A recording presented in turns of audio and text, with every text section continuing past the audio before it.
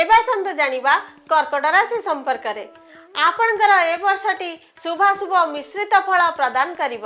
पूर्वर थिबा जमी जमा समस्यार समाधान होई जिवो। बंधुंकर साहाय्य सहयोग पाई असपूर्ण कार्य को संपूर्ण करिवे। क्रीड़ाविद माने क्रीड़ा क्षेत्र में निजर दक्षता प्रदर्शन करी पुरस्कृत हेबे।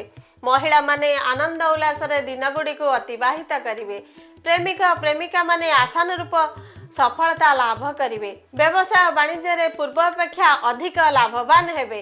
साहित्य संगीत नृत्य अभिनय क्षेत्र रे थिबा व्यक्ति मानक पई ए वर्षटी अत्यंत शुभप्रद हेबो।